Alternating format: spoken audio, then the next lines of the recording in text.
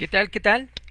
Pues buenos días, tengan todos ustedes. Hoy es viernes y nuevamente estamos en una transmisión más de mitología fiscal. El día de hoy vamos a platicar un poco acerca de la obligación que tenemos como personas físicas de pagar impuestos por vender mi casa. ¿Sí? ¿Qué tal si en alguna situación yo creo que no es ajeno a cualquiera que pudiera ser sujeto por una operación de venta, compra-venta de casa a habitación? Si yo vendo mi casa, obviamente hay una obligación de pagar impuestos de darse el caso, ¿ok? En este tipo de operaciones, si yo por ejemplo hago una enajenación, independientemente de que sea o no contribuyente, bueno, todos somos contribuyentes, ¿no? Nos dice la Constitución en su artículo 31, fracción cuarta, que de darse el hecho generador, seré yo sujeto al pago de un impuesto porque estoy obligado a contribuir para el gasto público.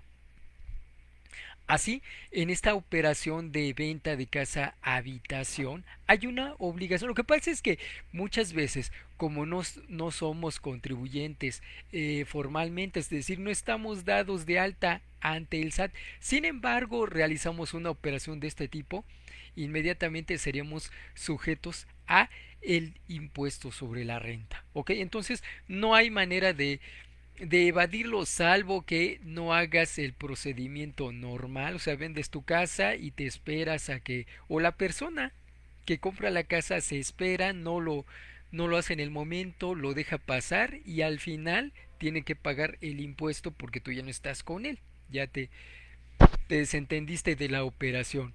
Ok, entonces finalmente si hay una obligación y esta se tiene que cumplir. Primero que nada, ya sabemos que hay una obligación. Después hay posiblemente una parte de la cual no hay sujeto de pago del impuesto, es decir, la exención. Nos dice el artículo 93, fracción 19 de la ley del impuesto sobre la renta, que no se pagará el impuesto sobre la renta por la obtención de los siguientes ingresos. Me brinco a la fracción 19. En el inciso A dice la casa habitación del contribuyente siempre que el monto de la contraprestación obtenida no exceda de 700,000 UDIs y la transmisión se formalice ante fedatario público. Eso ya lo sabemos. De hecho, esta es la parte importante porque al final de cuentas quien va a realizar la operación es el llamado fedatario público, esta persona que va a retener el impuesto y va a enterarlo. Entonces es obligación de esta persona retener y enterar el impuesto, el fedatario público. Dice aquí, por el excedente se determinará la ganancia y se calculará el impuesto anual y el pago provisional en los términos del capítulo cuarto de este título, es decir, también de las personas físicas. ¿Ok? Ahora bien, también dice aquí la ley, la exención se aplicará siempre que durante los 3 años inmediatos anteriores a la fecha de enajenación el contribuyente no hubiera enajenado otra casa habitación. Anteriormente era 5 años, hasta 5 años.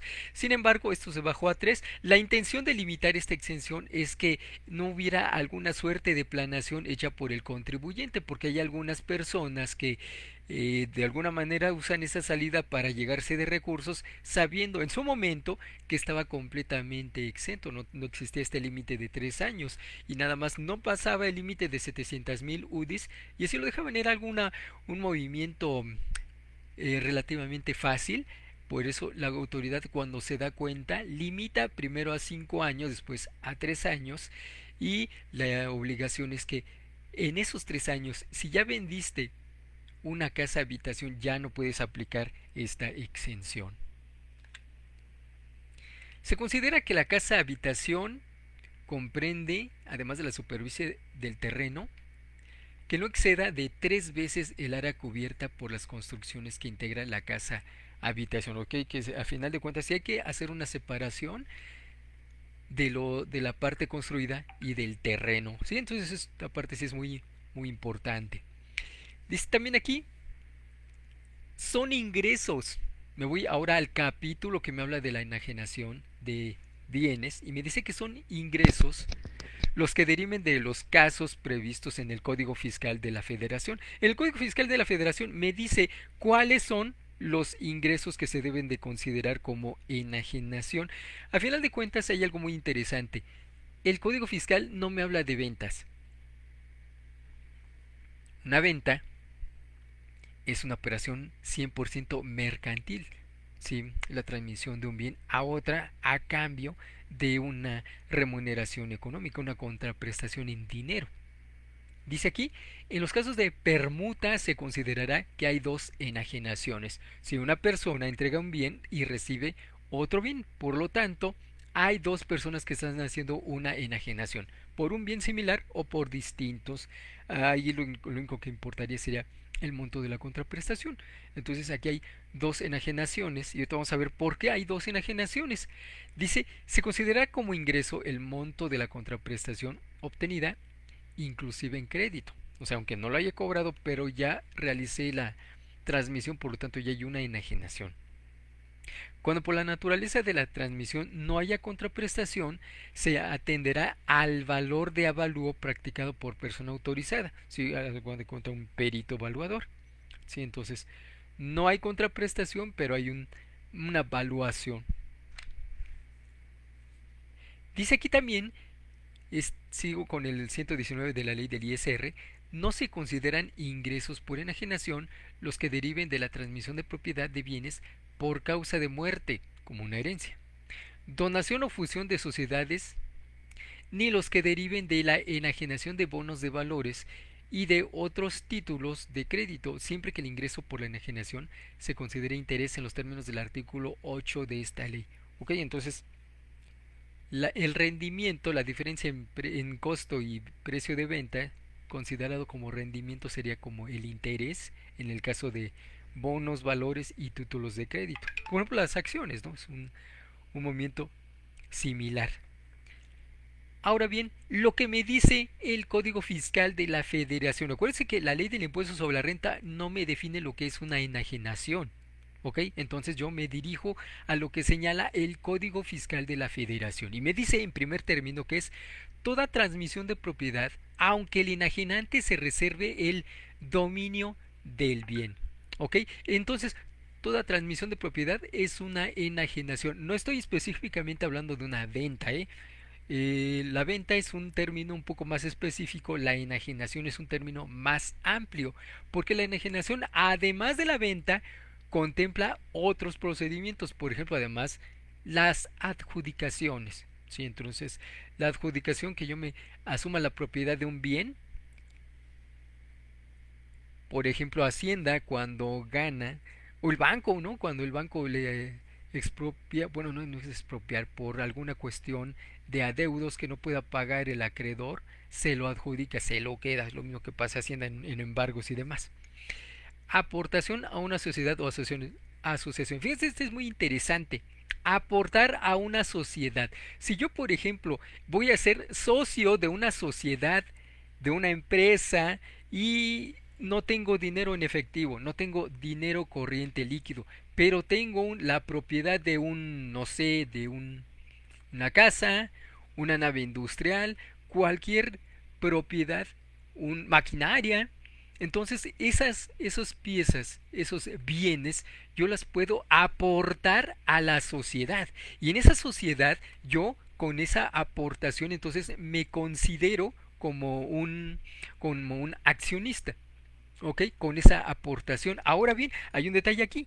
El hecho de yo aportar a una sociedad, para la sociedad no se considera un ingreso acumulable. Ahora bien, para la persona que lo aporta, sí hay una enajenación y cualquiera diría, oye, pero estoy aportando a una sociedad, en realidad no lo estoy vendiendo. Sí, efectivamente, no lo estás vendiendo, pero lo estás enajenando. Y en cuestiones fiscales, la ley del impuesto sobre la renta no atiende la parte de la venta, sino de la enajenación. Entonces, cuando tú ya has hecho una aportación a una sociedad en bienes, esos bienes se consideran enajenados. Por lo tanto, aunque no los hayas vendido, pero sí enajenado por la parte de aportación a una sociedad, puede ser que tengas un ingreso, ¿eh? Entonces hay que calcular el ingreso por esa enajenación.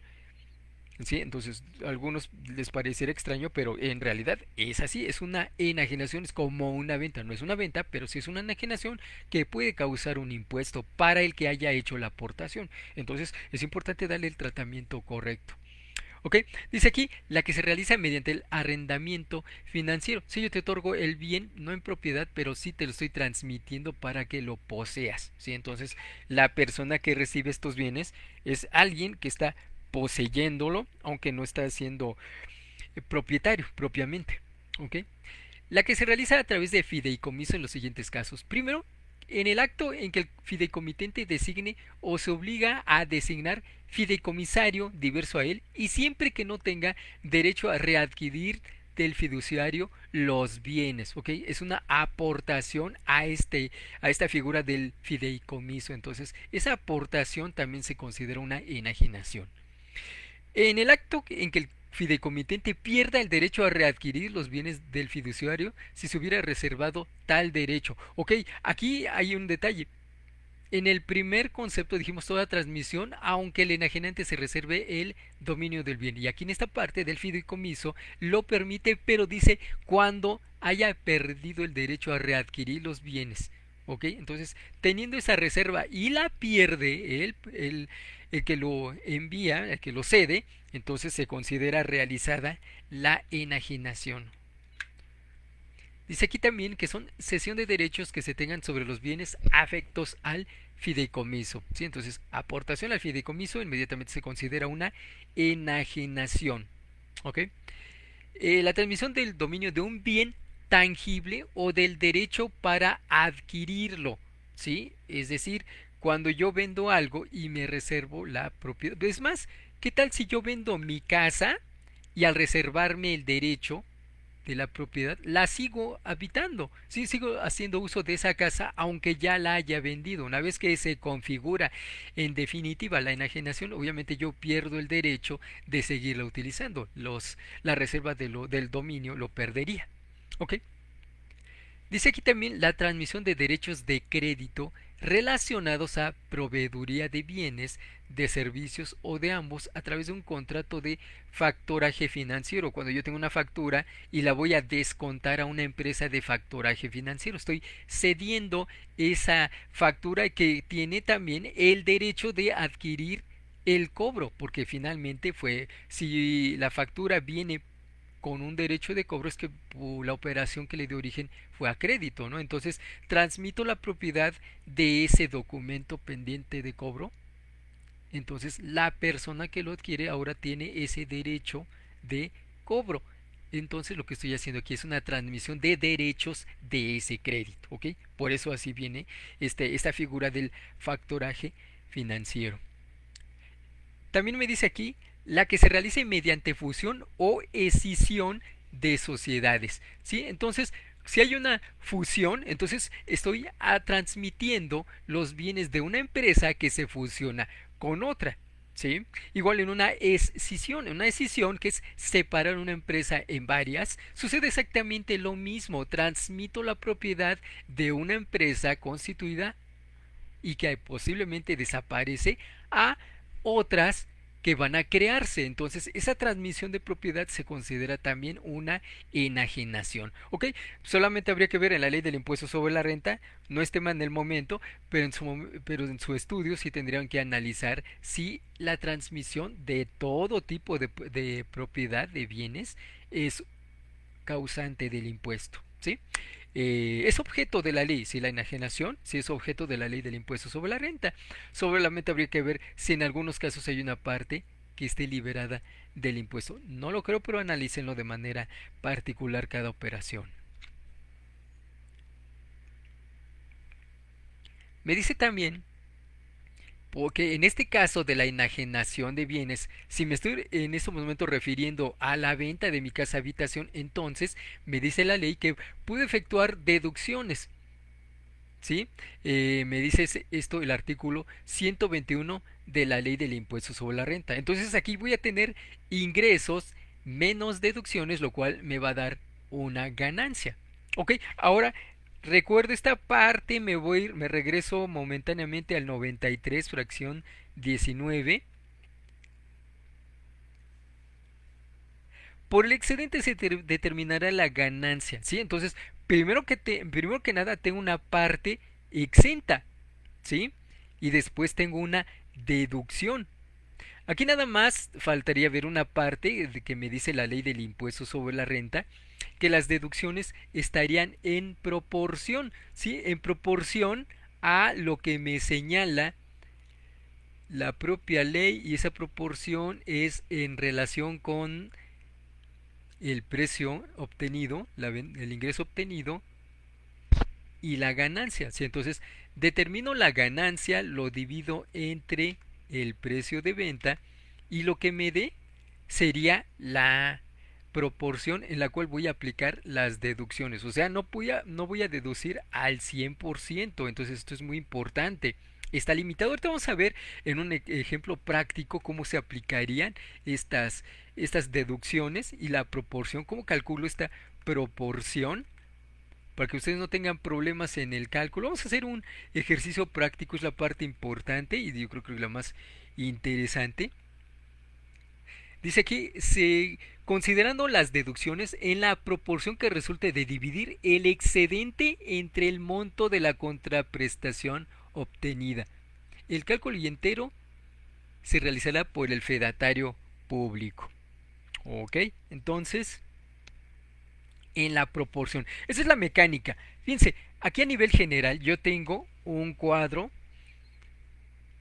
con el movimiento que nosotros tendríamos que hacer para determinar tanto el ingreso grabado como su aplicación. Primero que nada, ya leímos el artículo 93, fracción 19, inciso A.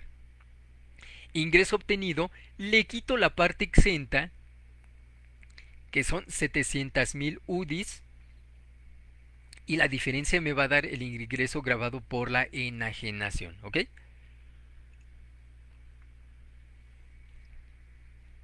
Después determino la proporción en la cual puedo aplicar las deducciones. Primero, el excedente, que es el ingreso grabado, lo divido entre la contraprestación, es decir, todo el ingreso que obtuve, y en esa proporción voy a aplicar todas las deducciones. ¿Ok? Luego me dice también el artículo 120, aquí está esquematizado. Primero, los ingresos grabados, es decir, los que le quité la parte exenta, le quito las deducciones autorizadas. Obviamente estas son las que van a estar limitadas por un porcentaje. Me va a dar la ganancia por la enajenación. Esa ganancia lo divido entre el número de años transcurridos entre la fecha de adquisición, o sea, cuando compré la casa, habitación, y cuando la vendo. ¿Sí? Entonces, en ese periodo, el número de años va a ser en los cuales se va a dividir la ganancia. ¿Ok? Me va a dar entonces una ganancia acumulable. Esa ganancia lo voy a sumar a los demás ingresos acumulables de la persona física. Hay que recordar esto y nada más para aclararlo. ¿Por qué estoy haciendo todo este procedimiento? Esta persona física, no es sujeta de actividades empresariales ni de servicios profesionales, porque si estuviera en ese régimen, ya sabemos cuál es el procedimiento, ¿sí? Tomamos el precio de venta menos el costo actualizado, y el costo actualizado es el monto original de la inversión. Le quito la parte ya deducida de ejercicios anteriores, y lo que me quede es el remanente lo que sería entonces aquí el costo fiscal por la enajenación, ¿sí? Ese sería el procedimiento para una persona física sujeta a un régimen de actividades empresariales y de servicios profesionales. En este caso, estamos hablando de una persona que no obtiene ingresos bajo esos términos, bajo ese régimen, ¿sí? Otra persona que no está sujeta, ¿sí? A lo mejor un accionista de una empresa, a lo mejor alguien que solamente está sujeta a sueldos y salarios, por ejemplo. Entonces no tiene actividad empresarial, sigue este procedimiento si vendería su casa habitación. ¿Por qué lo digo? Porque aquí dice de más ingresos acumulables. ¿Qué quiere decir? Que estaría limitado, no tendría todos esos ingresos, no sería a lo mejor lo aparte de sueldos y salarios. Por ejemplo, yo soy asalariado, vendo mi casa tomo el precio de venta, le quito la parte exenta, le quito las deducciones autorizadas, me da la ganancia, lo divido entre años de utilización del bien, me queda el ingreso acumulable. Si le tengo que sumar mis demás ingresos acumulables, sería los que yo obtuve por concepto de sueldos y salarios. Por ejemplo, no sé, salarios, aguinaldo en la parte grabada, PTU si lo tuve, primas dominicales, primas vacacionales en la parte grabada, todo eso, ¿no? Eso sería en total mis ingresos acumulables. Sabemos que los ingresos acumulables son todos los conceptos que se suman a una sola cantidad y a la cual se le aplicaría un procedimiento. En este caso, estamos hablando de la tarifa del artículo 96 en los pagos provisionales, 152 en el anual. ¿Ok? En este caso que estamos hablando del anual, todos mis ingresos acumulables los someto a la tarifa del artículo 152, ya sabemos, el que tiene límite inferior, límite superior, porcentaje y cuota fija. ¿Ok? Y aplicando todo este procedimiento me va a dar un impuesto sobre la renta sobre ingresos acumulables. ¿Ok? Esa es la primera parte del procedimiento. Segunda parte, vuelvo a tomar la ganancia por la enajenación, le quito la parte acumulable de esta ganancia que mandé a todos los ingresos acumulables y me va a dar por diferencia la ganancia no acumulable. Y como hemos visto en otros ejemplos, la ganancia no acumulable es base para el cálculo de un impuesto a través de una tasa específica que generalmente llamamos tasa efectiva. ¿Por qué? Porque es una tasa real de retención. ¿Ok? Esa tasa se la aplicamos a los ingresos no acumulables y me va a dar el impuesto sobre la renta a los ingresos no acumulables. ¿Sí? Entonces ahí yo tengo dos conceptos. Impuesto sobre la renta a los ingresos acumulables y el otro impuesto a los ingresos no acumulables. ¿Ok? Entonces la suma de ambas sería el impuesto del ejercicio de esta persona física. ¿Ok? Esto ya lo hemos visto, yo creo incluso si ustedes, para más o menos darle una idea, vean sus constancias de retenciones de años anteriores, en el formato 37 viejo que ya no se utiliza, hay una parte que esa constancia me habla de los ingresos de la persona física. Hay una parte que dice impuesto a los ingresos acumulables y el impuesto a los ingresos no acumulables, que generalmente resulta cuando por un despido injustificado me pagan una indemnización y me calculan ese impuesto. Pues bien, estos conceptos son exactamente los mismos que que sucedería por la enajenación de casa habitación, con otro procedimiento, pero incluso similar. Hay que calcular una tasa efectiva en base a las tarifas. Ok, ahorita en unos momentos vemos cómo se calcula esto. Nada más que quiero que quede claro que este es el procedimiento para el cálculo de una persona física por vender su casa habitación. Entonces, ya sabemos que tenemos una parte exenta, una parte deducible y me va a dar una ganancia. Esa ganancia se va a separar en ingresos acumulables y en no acumulables. Y así se va a determinar el impuesto correspondiente. ¿Ok? Ahora bien, las deducciones. El costo comprobado de adquisición actualizado. Si voy a actualizar lo que me haya costado en base al artículo 124 del aire, ahorita vemos ese procedimiento, ¿ok? Dice, el costo actualizado será mínimo del 10% del monto de la enajenación. ¿Sí? Entonces, lo que yo obtenga de ingresos, le saco el 10% y esa es la mínima cantidad que voy a tener de costo por la adquisición de este inmueble. ¿Ok? Dice aquí, el importe de las inversiones hechas en construcciones, mejoras y ampliaciones actualizados. ¿Ok? Si ya compré el terreno y construí una casa, esto sería también deducible. Si compré la casa habitación ya terreno y construcción, pero hago una ampliación, esa ampliación se toma por separado y también se hace una actualización para determinar el costo actualizado. Obviamente también aquí hay un demérito que es algo así como si fuera una depreciación, ¿sí? Le vamos a quitar una parte del valor de adquisición y lo vamos a actualizar. Eso es como la depreciación y el que sería el costo actualizado. ¿Ok?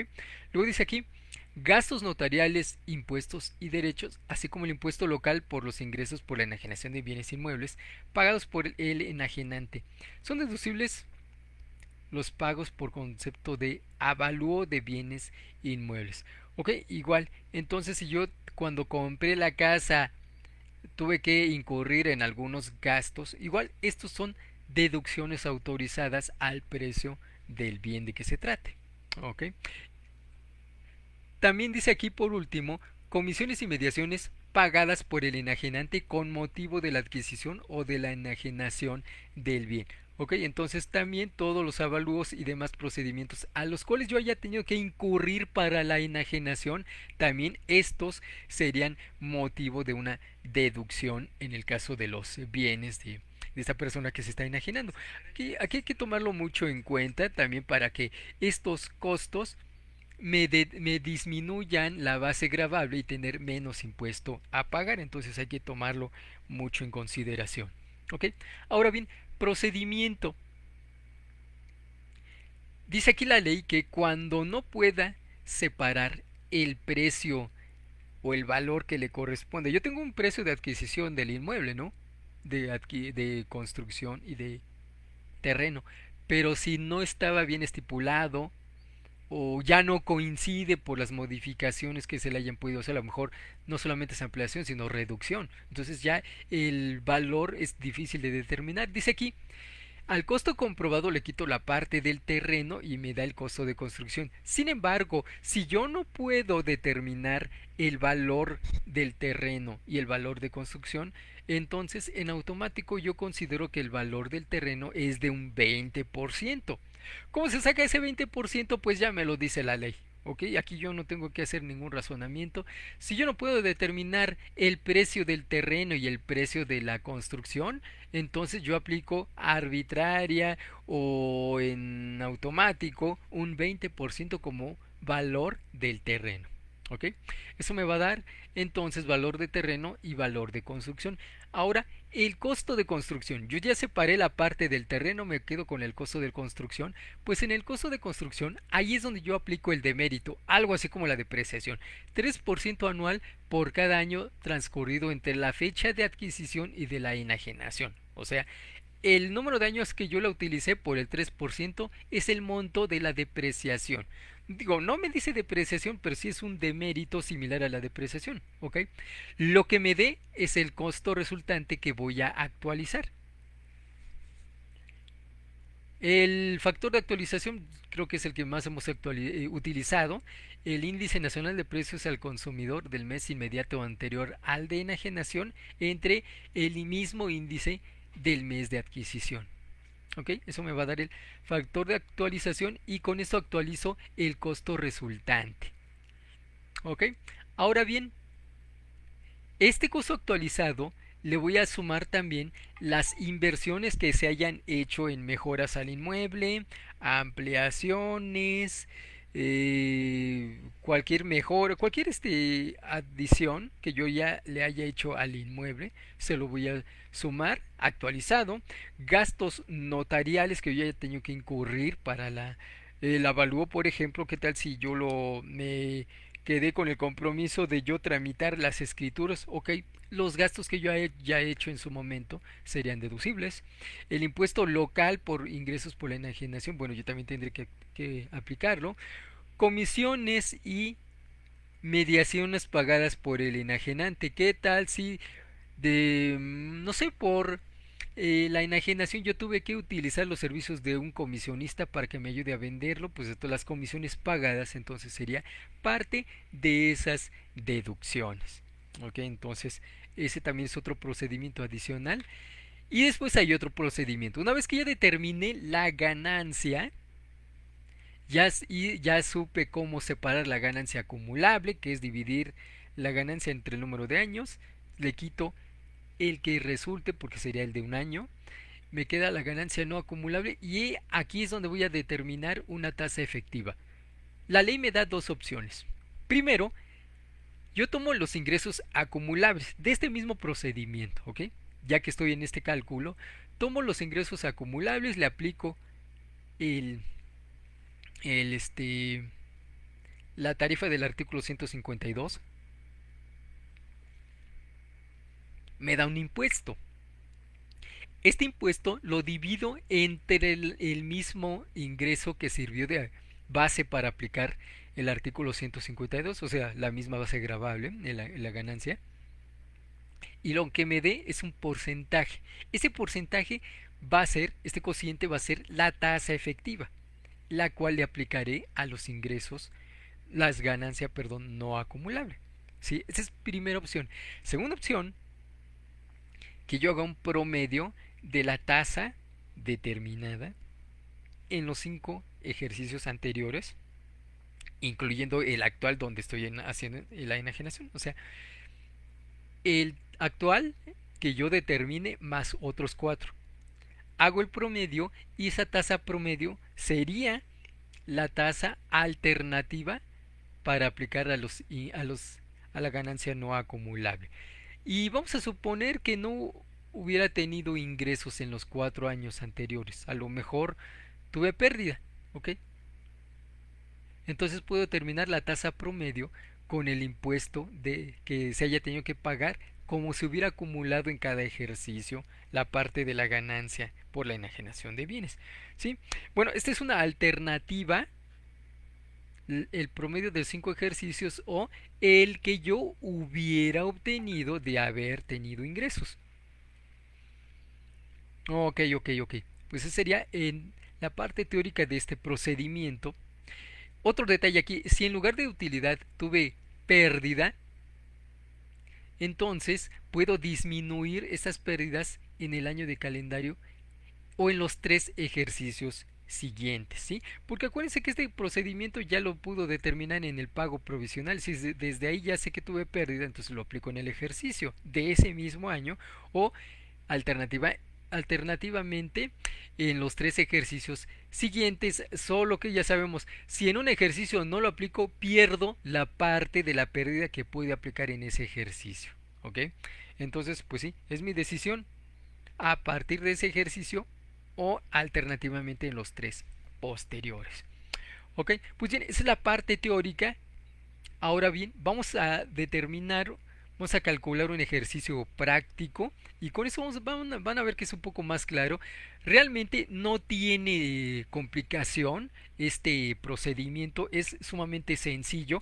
Lo único que les recomiendo es hacer papeles de trabajo por pasos, porque en algún momento esto puede, para algunas personas que no lo hayan hecho, porque esto no es muy común, no estás haciendo ventas de casa habitación todos los días, entonces cuando te ocurra esto, pues es conveniente tener tus papeles de trabajo por operación, o sea, una parte yo puedo tener todo el cálculo general, por separado el monto de la exención, luego aparte el monto de las deducciones, porque hay que actualizarlas y al final ya hay que aplicarles un porcentaje máximo. Entonces yo les recomiendo tener por separado este papel de trabajo como si lo hubieran hecho por pasos, ¿sí? ¿Por qué? Pues porque no lo van a hacer todas las veces. Si fuera una operación que hacen continuamente, pues no, pues entonces sí lo tienen que simplificar para que no les implique demasiado procedimiento o demasiado trabajo. Sin embargo, pues sí, para quienes no tengan la práctica continua, porque además esto no lo hace el contador, lo tiene que hacer el fedatario público, es el que ya vimos que retiene y entera, por lo tanto él tiene que hacer el cálculo, pero el contador del contribuyente o el que el contribuyente haya elegido para revisar el cálculo, obviamente tiene que conocer este procedimiento. Ok, primero que nada, mi ejemplo dice así: tenemos un inmueble que costó 1.385.000 pesos que compramos el 4 de mayo del 2009. Lo vamos a vender el 1 de junio de este año 2020, más bien ya lo vendimos a un precio de 6.479.634 pesos, ¿sí? Necesitamos el valor de la UDI a la fecha de venta, que es de 6.428049. Ese es el valor de la UDI a la fecha de venta. ¿Ok? Y a este inmueble hay que tomar algo en cuenta. Hubo una ampliación, una adición a la construcción por un total de 65.500 pesos y que nos entregaron fecha formal el 7 de julio del 2009. hicimos un avalúo por parte de un perito que nos cobró 9.500 pesos el 10 de junio del 2009, casi inmediatamente de que adquirimos el bien, pues el perito, el notario público, perdón, se hizo cargo de hacer un avalúo para que posteriormente yo pueda escriturar. Ok, pues bien, en estos casos esos son los valores previos con los que vamos a hacer nuestro caso práctico. Aquí ya vamos para darle un poco de teoría. Las UDIs propiamente ya no son funcionales más que para estos cálculos. Fueron en su momento creación por ahí de la crisis del 94-95 para las personas que hicieron alguna renegociación de deudas en base a UDIs, y pues desgraciadamente aún hay pocas, pero todavía hay personas que tienen deudas por haber hecho conversiones en base a la UDI. Por eso es que se siguen haciendo valores a través de la UDI. La ley del impuesto sobre la renta todavía lo considera, aunque yo la verdad es que pues ya no le veo funcionalidad, pero lo siguen utilizando. Y bueno, aquí lo seguiremos utilizando también porque así me lo dice la ley. Comienzo con el desarrollo. Tengo la contraprestación obtenida, el ingreso por 6.479.634. Voy a quitar la parte exenta, que son 700.000 UDIs a un valor de UDI de 6.428.049, lo cual me da 4.499.634 pesos. Por diferencia, tengo un ingreso, un ingreso grabado, en este caso por 1.980.000 pesos, ¿sí? Entonces, aquí ya tuve la parte exenta, 1.980.000 es la parte grabada. A esa parte grabada lo voy a dividir entre el ingreso obtenido, entre 6.479.634, y me da un 30.55%.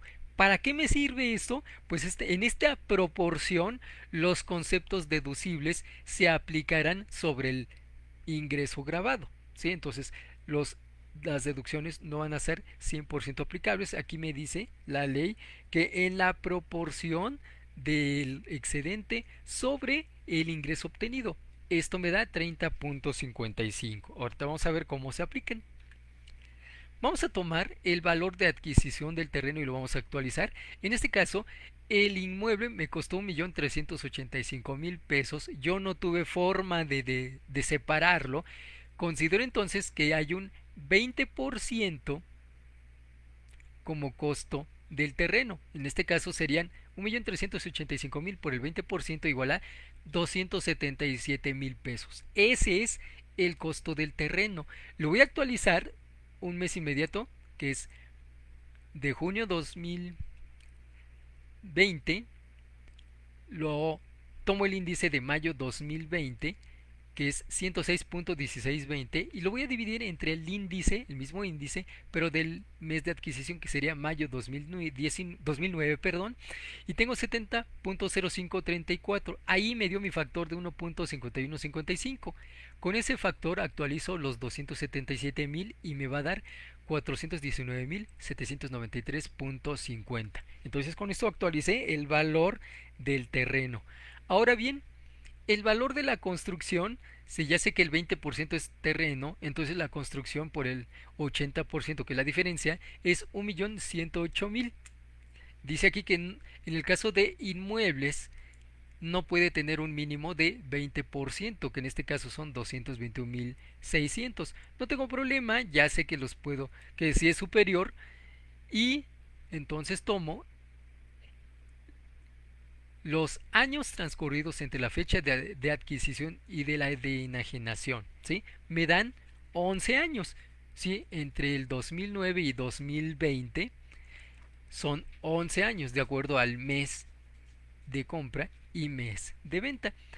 Por un porcentaje de demérito del 3%, entonces son 1.108.000 por 11 por el 3% me da 365.640. Ese es el demérito, o si quieren llamarlo depreciación, llámelo depreciación, por diferencia me da entonces 742.360, que es el monto pendiente por deducir. Lo actualizo, mismo factor de 1.5155 y me va a dar 1.125.046.58. Ok, entonces por el valor de la construcción más del terreno, por los conceptos en el momento de adquisición, son entonces 1.125.046.58 más 419.793.50. Tengo entonces 1.544.840.08. Siguiente concepto de deducción: los gastos de mejoras o la ampliación. Hay una ampliación que quedamos que se hizo, les recuerdo, el 1 de julio, o sea, con posterioridad, por 65.500 pesos. Son 10 años por el 3% como de mérito, me va a dar un total de 19.650 de depreciación. Por diferencia me queda entonces un remanente, o lo que comúnmente llamamos los contadores valor en libros, por 45.850 pesos. Este tiene un factor distinto de actualización, ¿sí? Entonces, mayo 2020 entre julio del 2009 son 106.1620 entre 70.3705. Tengo entonces un factor de actualización de 1.5086 por 45.850. Mi valor de actualización, valor actualizado, perdón, por la ampliación son 69.169. Entonces, esta adición a la construcción me está beneficiando aquí en una cantidad más deducible. Ok, ahora los gastos notoriales que en su momento se hicieron son 9.500 por el factor de 1.5127, me va a dar 14.370. Aquí está el cálculo del factor de actualización para llegar a los 14.370. Ahora sí, sumo todos los valores históricos pero ahora actualizados: 1.544.840, 69.169, 14.370. Tengo un total de 1.628.380 pesos. Ok, ahí es donde voy a aplicar el porcentaje máximo de deducción, que es el que calculé en proporción de la ganancia y el precio de la enajenación. Son 30.55%. Entonces, de 1.628.380 voy a deducir 30.55% solamente. Son 497.470. Es lo único que tengo derecho a deducir. Ahora sí, me voy a la determinación de la base gravable. Tengo 1.980.000 pesos, que acuérdense que en su momento ya habíamos aplicado al precio de venta los 700.000 UDIs. Me quedaron 1.980.000 como ingreso grabado. Ok, a ese ingreso grabado le resto las deducciones en proporción, las que están permitidas, que son 497.470. Me va a quedar ahora sí una ganancia por la enajenación grabada, base del impuesto, de 1.482.529.90. Entre el número de años entre la fecha de adquisición y fecha de venta son 11. Me va a dar una ganancia acumulable de 134.775. Ok, voy a calcular el impuesto a los ingresos acumulables, o sea, a 134.775, que es la ganancia acumulable. Le aplico la tarifa del artículo 152, que es la anual, es decir, resto límite inferior, me da un excedente por el porcentaje sobre el excedente, me da un impuesto marginal más cuota fija, y ya tengo entonces un impuesto de 13.588.09. Este es el impuesto a los ingresos acumulables. Le voy a sumar el impuesto a los ingresos no acumulables, pero con este mismo cálculo voy a determinar la tasa efectiva. ¿Sí?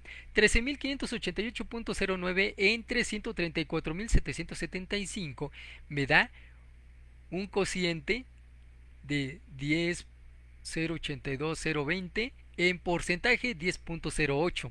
Tomo mi ganancia no acumulable por el inmueble, que son 1.347.754 por el 10.08%, y me va a dar 135.880. Esto es el impuesto a los ingresos no acumulables. ¿Ok? Ahora sí, en suma, sumo el impuesto a los ingresos acumulables de 13.588 más el impuesto a los ingresos no acumulables de 135.880, y me va a dar un ISR del ejercicio de 149.468.96. Ese es el impuesto que resulta por vender mi casa en el ejercicio, ¿ok? Entonces, sí hay un impuesto. Lo que pasa es que muchas veces por desconocimiento pues no lo aplicamos. Nosotros no lo tenemos que hacer, lo tiene que hacer el notario público. Él se encargará de calcular el impuesto, hacer la retención y enterarlo, ¿sí? Para nosotros pues ya con esto determinamos el impuesto del ejercicio, ¿sí? Ya, acuérdense que por vender casa habitación y aplicar las exenciones tenemos ese beneficio, lo determinamos, pero también lo declaramos en la declaración del ejercicio. Sí es muy importante hacer esto, porque acuérdense que nos dice la ley que aunque el ingreso sea exento, si no lo declaramos, se considera entonces gravado para efectos del impuesto sobre la renta. ¿Ok? ¿Qué es lo que nos falta ahora? El cálculo de la retención en el mes en que lo vendí, ¿sí? Acabo de calcular el impuesto del ejercicio. Me falta aquí el impuesto en el mes en que lo determine. ¿Podría haber diferencias? Pues sí, puede haber diferencias. Quedamos en este ejemplo que se trata de una persona asalariada, ¿sí? Pero puede ser una persona que no sea ni asalariada ni nada. Sí, el notario público tiene la obligación de retener. Entonces, pues obviamente, si tú no eres contribuyente dado de alta en el RFC, pues eso poco o nada le va a interesar al notario público. Te tiene que retener el impuesto y declararlo. ¿Ok? Entonces, pues en tu caso, digo, si no lo quieres declarar, de tu manera ya se retuvo. ¿Ok? Para el caso del pago provisional, el cálculo y entero se realizará por el fedatario público y debe consultar. Fíjense, esta parte también es importante. El fedatario público. Tú si quieres vender las veces que quieras casa habitación, pues también lo haces. Pero para tener la exención, acuérdate que son 3 años en los cuales no hayas hecho otra enajenación para que puedas aplicar la exención. Y dice aquí que el fedatario público debe consultar en el SAT a través de su página de internet si previamente el contribuyente ha enajenado alguna casa habitación durante los 5 años anteriores a la fecha de la enajenación. Bueno, esto nada más tendría que actualizarlo. Acuérdense que en el caso de la exención, la aplicación es de que no hayan hecho otra enajenación en 3 años anteriores. Aquí me dice 5 para que el notario público pueda hacer una investigación más amplia, pero finalmente son 3 años. Aquí yo creo que no lo han actualizado. Anteriormente también eran 5 años anteriores como para que puedas aplicar la exención. Solamente falta que el notario también, o la ley, más bien que la ley cambie a 3 años. Pero bueno, si aquí lo dicen en 5, pues déjalo en 5, de tu manera no pasa nada. El pago provisional por cada operación se efectuará aplicando la tarifa anualizada del artículo 96 a la cantidad que se obtenga. Fíjense, ¿qué es lo que vamos a hacer? Esto ya lo hemos hecho sin darnos cuenta a lo mejor. En el anexo 8 de la resolución miscelánea vienen las tarifas aplicables y viene el de la enajenación por venta de casa habitación, que es la que vamos a anualizar. Dice esta, pues es similar al del artículo 152. ¿Qué es lo que vamos a hacer? Elevar mes con mes los límites inferior, superior y cuota fija para que determinemos acumuladamente esa tarifa, y dice que es anualizada. Entonces pues tomamos 12 veces la tarifa de un mes y me va a dar exactamente la tarifa del cálculo anual. Sí, aquí no tenemos ningún problema. Si tengo duda en la interpretación, no pasa nada, me dirijo a la resolución miscelánea anexo 8 donde viene todas las tarifas, y ahí va a estar señalada la tarifa aplicable para la enajenación de esta casa habitación. ¿sí? Entonces no vamos a tener problemas en su determinación. Llego a esta parte para determinar el pago provisional a la ganancia por la enajenación que ya calculamos, lo divido entre el número de años sin exceder de 20, perdón. En este caso, en el ejemplo fueron 11, me dan un ingreso equivalente de 134.775. Recordemos que es anualizado, entonces por cada año serían 134.000 cada uno de estos 11 años. Le determino el impuesto aplicando la tarifa anualizada del artículo 96, que es igual que si tomara la tarifa del artículo 152, y me va a dar un impuesto de 13.588. Lo multiplico por 11, que son el número de años, y me da 149.468.96. Ese sería el impuesto sobre la renta al pago provisional, perdón. Y si me regreso aquí, en la anual, pues básicamente es el mismo, 149.468. ¿Por qué no hay diferencia? Pues porque no tuvo otros ingresos esta persona. Si este fuera, en este caso, pues estamos hablando de alguien que no tuvo ingresos, aunque esté dado de alta como salario, si no tuvo ingresos por sueldos y salarios, así se queda su ingreso acumulable, no tiene otros ingresos que se tengan que sumar. Por eso es que no hubo diferencia. Pero si fuera un asalariado que sí tuvo ingresos, entonces varía un poco el cálculo. Los demás ingresos acumulables serían salarios, aguinaldo, vacaciones, prima vacacional, todo en suma en la parte grabada. Esos serían los demás ingresos acumulables a los cuales le aplico la tarifa del artículo 96. ¿Ok? Por eso es que aquí no hubo diferencia entre el pago provisional y el que causaría de forma anual. ¿Ok? Pues bien, aquí este es el procedimiento para determinar el impuesto por haber vendido mi casa. ¿Sí? Entonces, pues esa es la razón del por qué tenga yo que pagar y por qué el notario público me estaría disminuyendo mi ingreso. Yo voy con el notario y digo, aparte de todo lo que me va a costar, los honorarios y demás, el notario me va a cobrar un impuesto, me lo va a retener, no lo va a cobrar, me lo va a retener y lo va a enterar.